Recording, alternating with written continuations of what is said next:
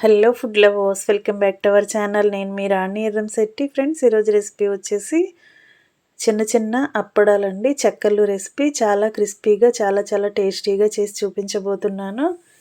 మీ అందరికీ కూడా ఈ రెసిపీ అనేది బాగా నచ్చుతుంది. స్పైసీ ఫుడ్ ఎక్కువగా ఇష్టపడే వారికి ఈ మసాలా చెక్కలు అనేవి చాలా నచ్చుతాయండి. వీడియోని మధ్య మధ్యలో స్కిప్ చేయకుండా ఫస్ట్ నుంచి లాస్ట్ వరకు చూడండి. అలాగే ఛానల్ని ఫస్ట్ టైం వాచ్ చేస్తున్న వారు సబ్స్క్రైబ్ చేసుకుని పక్కనే ఉన్న బెల్ బటన్ని క్లిక్ చేయండి. నేను రెసిపీ పోస్ట్ చేసిన వెంటనే కూడా మీ ఫోన్కి నోటిఫికేషన్ వస్తుంది. ఓపెన్ చేసి చూసి మీరు కూడా కుక్ చేసి ఫ్యామిలీకి సర్వ్ చేయండి. సింపుల్ ప్రాసెస్తో టేస్టీ రెసిపీస్ని చూపిస్తాను. అన్నీ కూడా మీకు నచ్చేలా ఉంటాయి.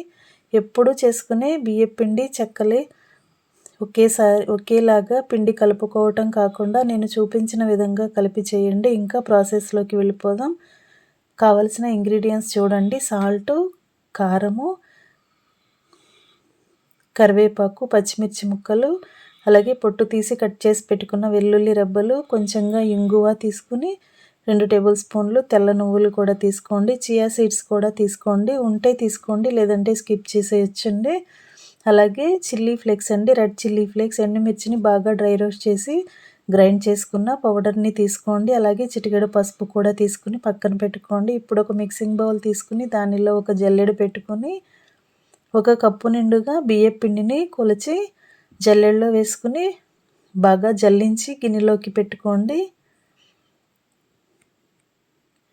ఈ విధంగా జల్లించి పెట్టుకున్నాం కదా, ఈ గిన్నెను పక్కన పెట్టుకోండి. ఇప్పుడు స్టవ్ ఆన్ చేసి కళాయి పెట్టుకుని మనం ఏ కప్పుతో బియ్యం పిండి కొలిచి తీసుకున్నామో అదే కప్పుతో 1 కప్పు పిండి తీసుకుంటే 1 కప్పు వాటర్ తీసుకుని కళాయిలో వేసుకోండి.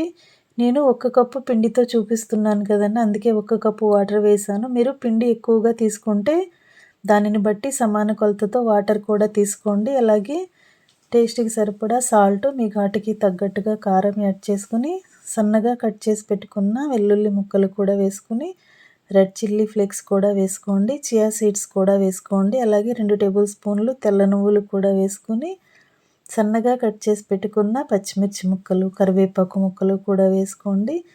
చిటికెడు పసుపు కూడా వేసుకుని కొంచెంగా ఇంగువ వేసుకోండి. చిటికెడు ఇంగువ కూడా వేసుకుంటే స్నాక్స్ అనేవి మరింత టేస్టీగా ఉంటాయి. మనం వేసిన ఇంగ్రీడియంట్స్ అన్నీ కూడా వాటర్లో బాగా కలుపుకుంటూ వాటర్ని కాగించండి. ఇలా వాటర్ కాగటం స్టార్ట్ అయ్యే తర్వాత గరిటెతో మొత్తం అన్నీ కూడా ఇంగ్రీడియంట్స్ అన్నీ కూడా వాటర్లో కలిసేంత వరకు బాగా కలిపి వాటర్ని ఒకసారి టేస్ట్ చూసుకోండి. సాల్ట్ కానీ కారం కానీ మీ టేస్ట్కి తగ్గట్టుగా లేకపోతే యాడ్ చేసుకోండి.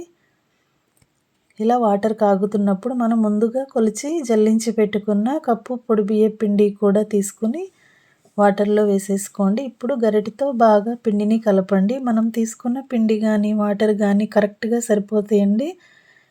వాటర్ అనేవి ఇంకా ఎక్కువగా అసలు యాడ్ చేయొద్దు. ఇంకా స్టవ్ ఆఫ్ చేసుకుని పిండి అంతా కూడా వాటర్లో కలిసేంత వరకు గరిటెతో బాగా కలపండి.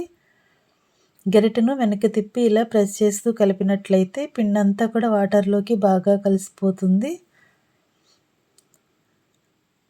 పిండి ఇలా కలుపుతున్నప్పుడు 1 టేబుల్ స్పూన్ వరకు ఆయిల్ వేసుకోండి. వాటర్ కాగుతున్నప్పుడైనా కూడా ఆయిల్ వేసుకోవచ్చండి, లేదంటే ఇప్పుడు పిండి కలుపుతున్నప్పుడు కూడా కొంచెంగా ఆయిల్ వేసుకుని పిండి అంతా కూడా బాగా కలిసేంత వరకు కలుపుకొని కళాయికి మూత పెట్టి ఒక 10 నిమిషాలు పక్కన పెట్టండి. 10 నిమిషాల తర్వాత చూద్దాం. పిండి అంతా కూడా బాగా మగ్గి ఉంటుంది, చల్లారి ఉంటుంది. 10 నిమిషాల తర్వాత చూసినట్లయితే పిండి అంతా కూడా వాటర్ని బాగా పీల్చుకొని ఇలా పొడి పొడిలాడుతూ వస్తుందండి. బాగా చల్లారిన తర్వాత చేత్తోనే పిండి అంతా కూడా ఇలా వేళ్ళతో ప్రెస్ చేస్తూ ముద్దలాగా చేసుకోండి. మనం ఆయిల్ వేసాం కాబట్టి చేతికి పిండి అనేది అస్సలు అంటుకోదండి. అలాగే కళాయికి కూడా అంటుకోదు, ఈజీగా సపరేట్ ఇలా పిండి ముద్ద అనేది ఈజీగా రెడీ అవుతుంది.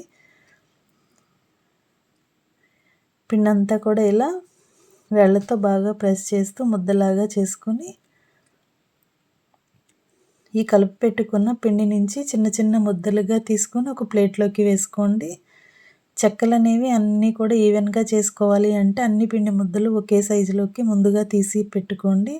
ఇప్పుడు ఏదైనా బట్టర్ పేపర్కి కానీ ప్యాకింగ్ కవర్కి కానీ ఆయిల్ ప్యాకెట్ కవర్ కానీ కట్ చేసుకుని దానికి ఇలా ఆయిల్ని అప్లై చేసుకుని ఒక్కొక్క పిండి ముద్దని కవర్ లోపల పెట్టుకుని ఈ విధంగా కవర్తో క్లోజ్ చేస్తూ ఏదైనా ఫ్లాట్గా ఉన్న లొటతో కానీ అలాగే బాక్స్తో కానీ గ్లాస్తో కానీ ఈ విధంగా ప్రెస్ చేసినట్లయితే చెక్క మొత్తము కూడా పిండి అనేది ఈవెన్గా స్ప్రెడ్ అవుతుంది. అప్పడం అనేది డీప్ ఫ్రై చేస్తున్నప్పుడు మొత్తం అంతా ఈవెన్గా ఫ్రై అవుతుందండి. ఇలా కవర్ పైన లోటా పెట్టి ఒత్తినట్లయితే చెక్కలు అనేవి చాలా ఈజీగా త్వరగా చేసేసుకోవచ్చు. ఇదే ప్రాసెస్తో మిగిలిన పిండి ముద్దలన్నీ కూడా చెక్కల్లాగా చేసుకుని పక్కన పెట్టుకోండి. ఎప్పుడూ చెక్కలు మనం చేసుకుంటూ ఉంటాం కానీ ఈ విధంగా పిండిని కలిపి నేను చెప్పిన ఇంగ్రీడియంట్స్ని యాడ్ చేసి ఒక్కసారి చేసి చూడండి. టేస్ట్ అనేది మీకు కూడా చాలా బాగా నచ్చుతుంది. అన్నీ కూడా ఇదే విధంగా ప్యాకింగ్ కవర్కి లోపల ఆయిల్ని అప్లై చేసి పిండి ముద్దను పెట్టుకుని ఏదైనా ఫ్లాట్గా ఉన్న వస్తువుతో మనం ఒత్తుకుని ఈజీగా ఎన్ని చెక్కలైనా కూడా ఇలా చేసుకుని ఒక ప్లేట్లోకి పెట్టుకోవటమే.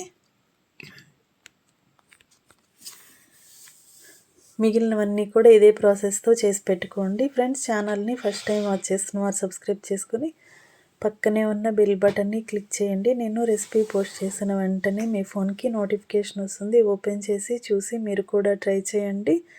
మీకు టేస్ట్ ఎలా వచ్చిందో నాతో కామెంట్ సెక్షన్లో షేర్ చేసుకోండి.